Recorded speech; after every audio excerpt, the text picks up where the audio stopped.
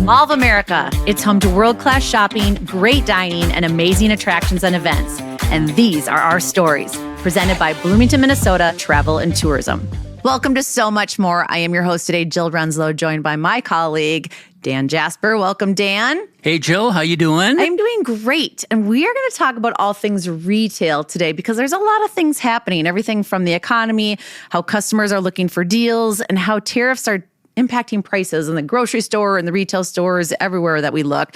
So especially the retail industry. And joining us today for this topic and so much more is our guest, Bruce Nustad. Bruce is the president of Minnesota Retailers, where he guides 50,000 retail businesses across Minnesota. This is everything from national chains, regional firms, and small businesses. So welcome, Bruce, to So Much More. Thanks, Jill. Thanks, Dan. Hey, Bruce. This is super fun because usually when I'm working with Bruce, we're at a retail event, we're speaking to hundreds of people, and now we get a chance to cozy up in our studio and talk about retail. Nice to get to dive into a few things and decompress a few issues. Absolutely. Yeah. Well, you have been leading Minnesota Retailers since 2012, I believe. So it's been quite a few years, and we appreciate your leadership because retail is so important, not only in Minnesota, but across our country. And so we would love to start off by finding out what sparked your interest in getting involved in this industry. Yeah, no, it's a great question.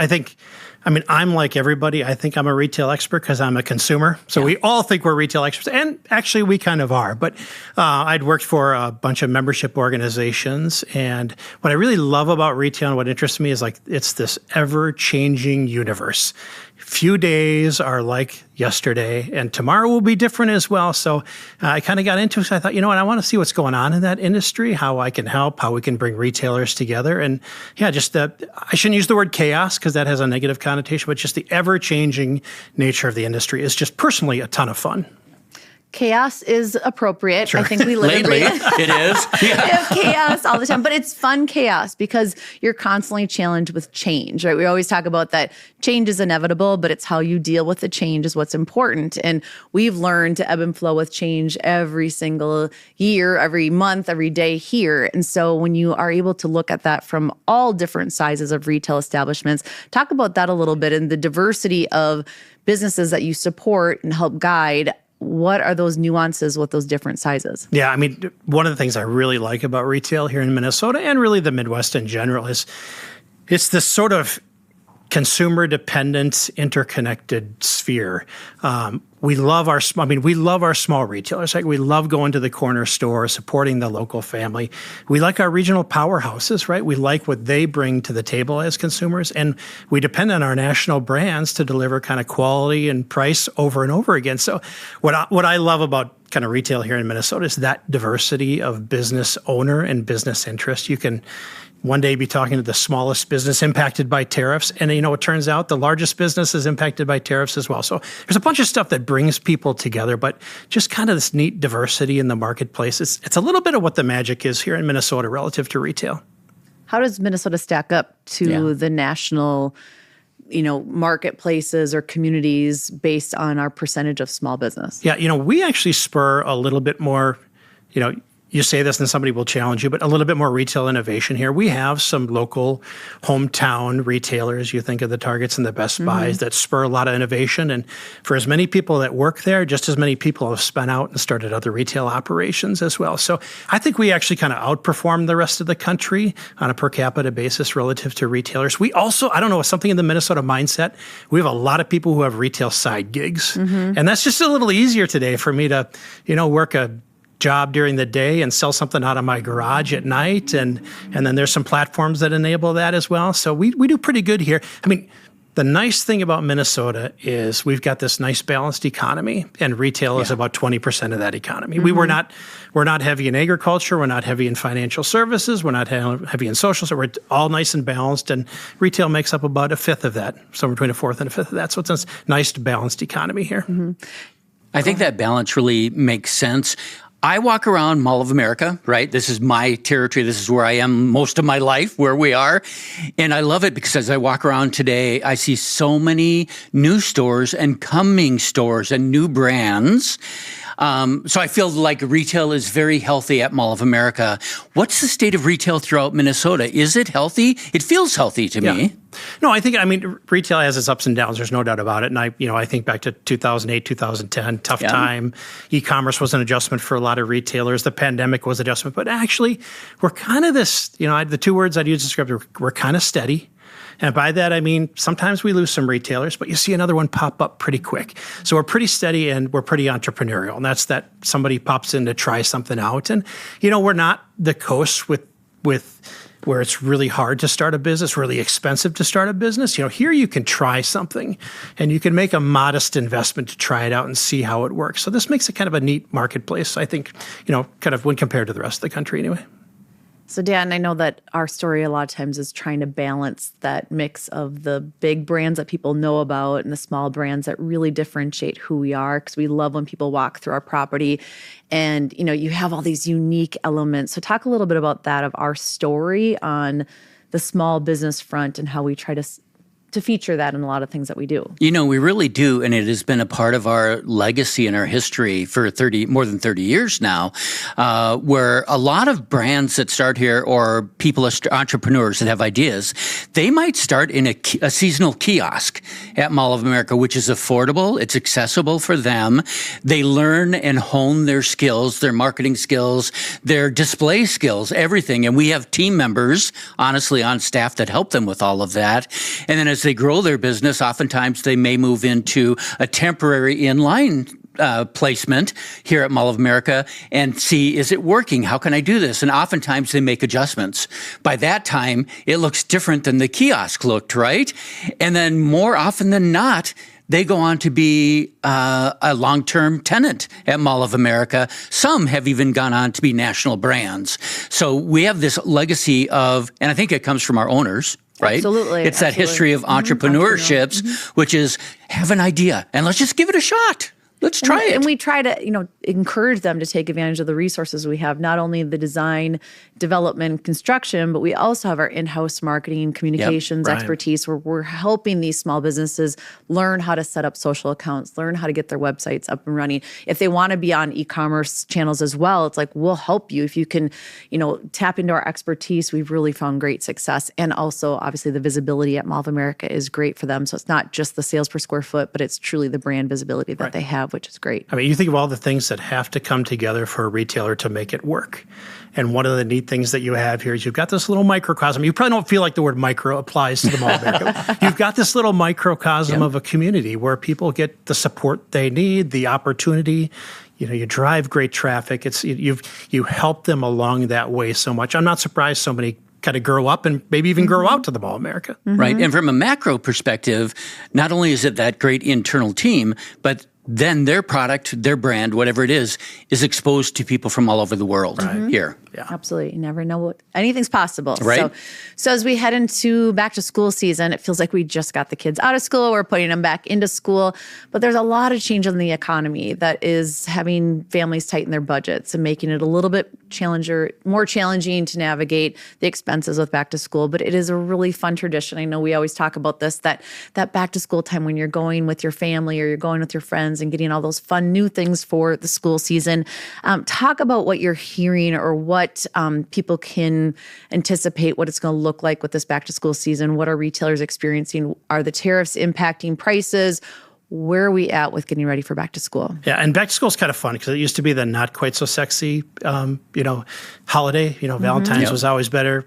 The holidays, Christmas, but now back to school is pretty big from a consumer spending perspective. And it's kind of one of those holidays too, Jill, where people have spread out their spending. Like when I was a kid, we did our back to school spending like about 2 weeks before school started. Now you got people getting out of school and starting their back to school spending. So you see more deals, you see more offerings kind of throughout the summer than you used to. And as you know, as we all know, consumers love a deal. I mean, there is a motivator to feeling like I got a great deal, a special offer, or I just picked the right time to buy. It's an endorphin. There's some magic in that. So, we're seeing a strong back to school season this year. I think consumers are really price conscious. I mean, the one thing that I have learned over the last year, maybe 2 years, is that, consumers have so much access to information, and it's a great thing. Like, I, as a consumer, know if August 1st might be a tariff day, or it might not. And you get all this information, and That's sad. Right. You process it all, and you kind of make your decisions a little bit more real time than you used to when you got the paper once a week. So it's a challenge and an opportunity for retailers, because you really have to think, okay, not what's the consumer thinking next week, but what are they thinking today, and how does that impact tomorrow instead of 2 months from now? It creates some challenges, but it creates some great opportunities as well. What are you seeing with regards to online shopping versus in-store when it comes to back to school? Because like I noted, it is a tradition, and it's fun to be able to have those families come out and being able to see the kids pick out their new backpack for the year or their new tennis shoes. And granted, we don't have all of the traditional supplies here at Mall of America, the notebooks and things like that, but we do have Crayola, which has a lot of the art supplies, and we have all the accessories and the trend components. But as far as what are you seeing with regards to kind of the purchasing behavior online versus in store? I think back to school in specific, in-store is still really popular for the reasons you just mentioned. And part of it is, again, when I was a kid, there was one pack of Crayola crayons, and there were 8 colors. And now a kid gets to pick, do I want a 64 pack? Do I want more? What hues do I want? Like, you can do the color pick wall at Crayola. You can get whatever color you want. So it is still an experience. It is still such a family-oriented kind of shopping holiday. So granted, you see a fair amount of online shopping, and I think you think of July and sales and people stocking up on things, but it's still really an in-person. I want to go with my kids, my family member, see things, see what the options are, and make an experience of it, which is, again, this is a flyover state here. It's all about the experience at the end of the day. Absolutely. Well, and that's what we hope for, is that people not only shop for their back-to-school items, but they stay for dinner, and they go to the attractions and really make a day or even a weekend of it. Right. As you noted, as you arrived here at the podcast today, is that there are a lot of people here this summer, and we get a lot of drive market families. They come for their family vacations, but it's like, hey, we'll get a 2-for-1. We'll also get all of our back to school items. But we also find that there's multiple waves of back to school shopping. You want to get those items that are on your list, but then you also want the kids to get back into school, see what their friends are wearing. What are some of the things that are trending? What are those things that they want to add to their back to school components and wardrobes? So we like to see multiple waves that come and do their back to school shopping. And in some ways, the pandemic got us a little bit of a scarcity mentality that we're still working through. Like, I know I found a pair of shoes for my kid, and normally we maybe shopped around a little bit to see if there was a pair they'd like more. I was like, you know what? That's your size. That's there. Now, that retailer probably would have had that same product 2 weeks from now, but I still had a little bit of that scarcity mentality from the pandemic that we're all working through. Absolutely. Oh, I find that all the time. I was actually just shopping with my daughter, and we ran into the same thing. I'm like, nope, just grab them. If you found what you want in your size, let's just grab them, and we don't have to keep shopping for that. So who would you say, whether it's back to school or not, who would you say is doing a great job in the retail space right now? Are there brands that are really knocking it out of the park that you'd want to call out? Yeah, and there are kind of 2 models that I see right now that are really doing well. I think, you use the word experience. I think even the smallest of retailers are realizing that customer is coming for an experience just as much of the sale, if they really think about it. So any kind of store where I see them focused on what's the experience of the customer in the store? What kind of experience did I create to get them in the door?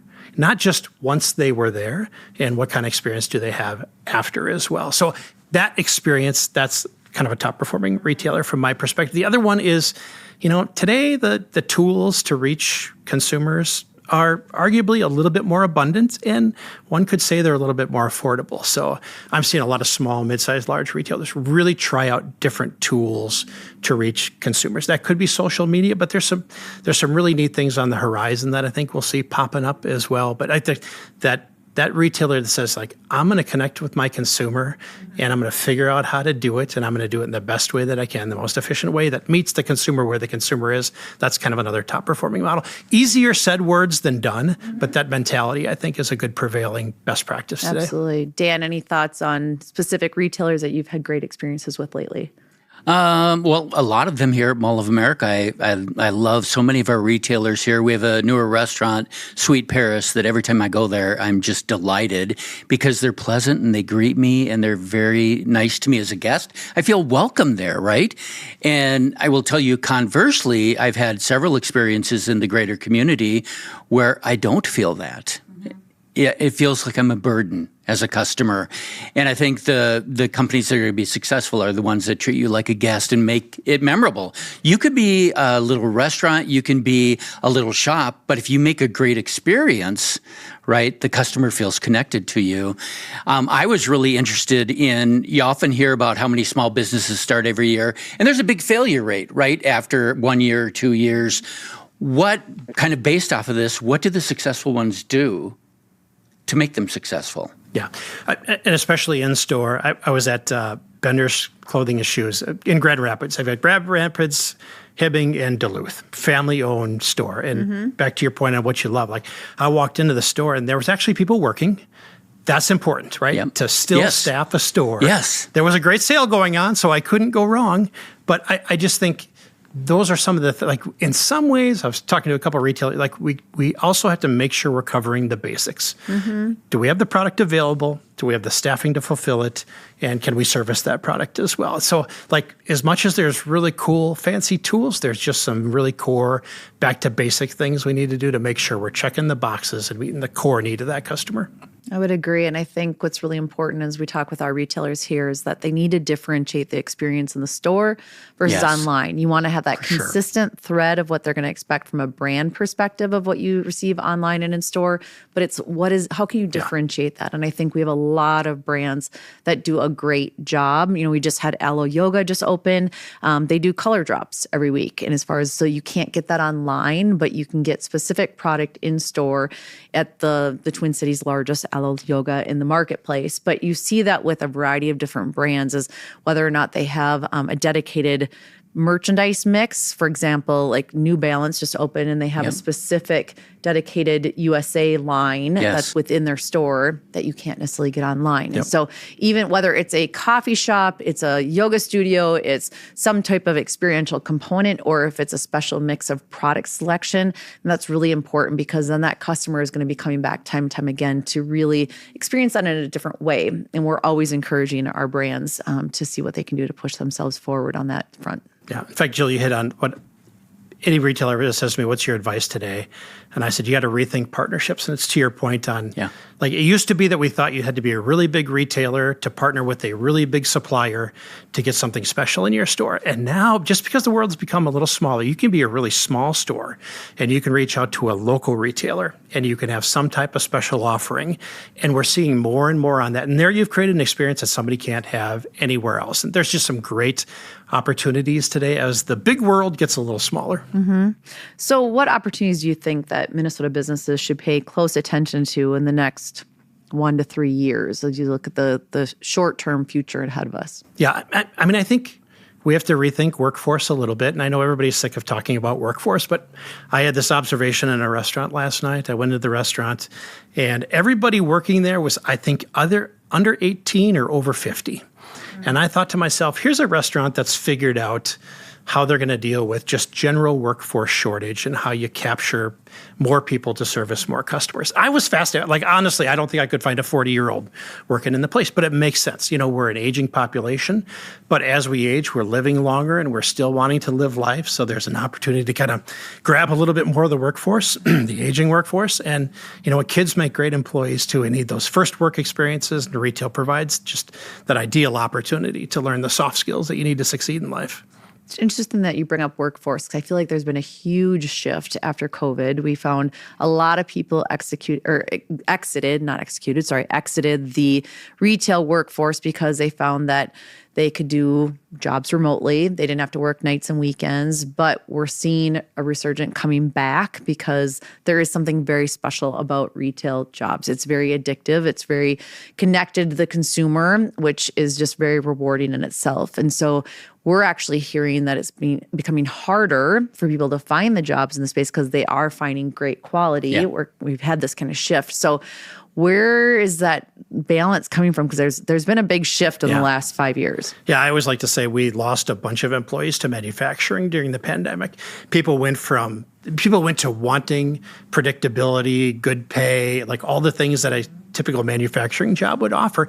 And now people are coming back because what they actually want is flexibility, time with people, more social interaction, good pay, good experience, varied schedule, varied job. Like people are coming back to the industry because of what it offers. That's great, and it's super neat, and it's great to see kind of the satisfaction that retail can derive for somebody who's looking to be active in the workforce.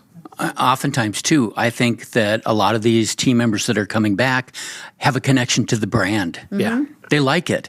Being in manufacturing, okay, great, I'm doing the same thing all day. I may be making a little bit more money, but when you really resonate with the brand, and those are the stores I like to go in because they're happy. Absolutely. Yeah, you're going to get better service because of it, because the people want to be there and they want to deliver it. So what can you share with us on recent advocacy efforts that you've had, successes here in Minnesota, and just ongoing initiatives that the association is working on? Yeah. We do work a lot kind of in the public policy sphere because there's this strong intersection between, what elected officials think and do and how retail operates. I think a consumer data privacy is a great example. Like I'm a consumer where I want a store to know everything about me when I walk in the door, so they have everything I need. But when I leave, I want them to know nothing about me. So there's definitely this intersection. And so we actually have kind of a bit of fun on issues where the consumer, the retailer, and the lawmaker all intersect. A couple of years ago, we passed a law relating to environmental regulation. It regulated the amount of lead in a brass key. And I think it was sort of unintentionally, we kind of banned most household keys unintentionally. So this last year, believe it or not, we worked with a bunch of consumers and locksmiths and retailers. We had an initiative called Unlock Minnesota where you have to go back to the legislature and say, you should probably fix this because you didn't really mean to ban all the keys in Minnesota. Keys are pretty safe. You didn't really mean to ban them. So we love working on issues like that where, like, again, the consumer, the retailer, the retail employee, and the lawmaker all work together in tandem on something, and when there's kind of space to work on something together. So that's just one quick example anyway. I love that. We appreciate all that you do at the Capitol. It's not an easy path, but we appreciate you fighting for all the brands that represent the retail industry. So what advice would you give an entrepreneur or a franchise or somebody that's getting into the retail industry? What advice would you give them? Yeah. I think sometimes we can overthink the industry just a little bit. And, I'll give them all kudos. Back to choosing words, you take risks. You try things out. And that's what innovation is. Innovation is trying out new things and taking risks. And so I like to say to new entrepreneurs, try something. You don't have to try it for a year, but try it for an amount of time and see if it works or doesn't, where you can build off of that. And I think, retail is, because it's volatile by its nature, right? People buy or they don't. And if they don't, it's not going to work. So we're a little bit risk adverse sometimes, but I do think there are partnerships out there. There are resources, and there are just great tools available where you can try something. You can take a risk. You can see if it works. You can run your own kind of focus group. And that's my biggest, you can't just start a retail business and hope that offering your widget in your store makes the whole model work. It just doesn't work that way. You got to drive consumers. You got to make consumers happy. It's a full paradigm. So that's always my advice. Be willing to take a little bit of risk, give it a try some things. Don't just kind of curl up and hope it all works out. And so if I'm a retailer that wants to get going to Minnesota, how do I reach out to you? What's that connection? What type of resource can you provide to me? Yeah, we love to help retailers here in Minnesota. We're at mnretail.org. We're a collection of retailers, actually, that come together to get things done. Sometimes those are public policy things. Sometimes they're things in a community. We've worked on clean energy stuff. We've worked on sales tax. Anything that's kind of getting in the way of a retailer being successful and not operating in a fair marketplace, that's where we tend to get involved in. And mostly anything that's going to help a consumer spend a couple more dollars and feel comfortable with the products and buying here in Minnesota. So yeah, definitely reach out to us. If not us, we can connect you with some great resources. Minnesota is a hotbed of educational resources, and a lot of those are really practical. We'd love to be a conduit for that as well. I love it. And when people ask you about your advice of what to do in Minnesota when they're visiting, or they might want to open up a store, what would you say about Mall of America? I would say that, like I said, the mall has a lot of the key pieces in place to give something a try or to expand your operation. So I give the Mall of America a double thumbs up relative to opportunities for retailers. And what recommendations do you have for people when they come to the mall? Where are your must-have places to visit or to explore? Yeah, so I sort of am a mall purist. I believe you start in the epicenter. So I believe anytime you walk in any of these doors for any reasons, you go right to the center of the theme park. And you just kind of digest it all. The 50-yard line. I love it. Figure out where you're going. Where you've marked up. Yeah. So I just think that it's the challenge, right? There's so many cool things. There's so many opportunities. I'm a big Games by James fan, so I'm going to circulate around there. But I just think you got to kind of you got to map it out, but don't map it out before you get here. Just stand in the middle and say, what am I doing today? Yeah. Just wing it. Just go explore. Yeah. Oh, we love it. And we really appreciate your partnership with the mall. You've always been a great advocate of ours and appreciate that and appreciate your friendship and just keep doing what you're doing. And we love retail being strong, not only at Mall of America, but across our industry. We all rise together as absolutely work together. Absolutely. Yeah, thanks for your leadership. I mean, like you said, one of the things we do is we love to tell the stories of what works because that raises up, floats the boat in the sea for everyone, just like you said, and your leadership position and trying things and embracing small business and national brands together. People notice it. I mean, anytime you have a podcast or you put out retailers are reading that. They want to learn from you. So thanks for being that resource. Oh, we appreciate that. And that's going to do it for this episode of So Much More. Stay tuned to future episodes and be sure to rate us where you find your favorite podcast. We love hearing from you. And tune in next time. See you soon. Thanks for listening to So Much More, a Mall of America podcast. Subscribe wherever you find your favorite podcasts. This show is presented by Bloomington, Minnesota Travel and Tourism.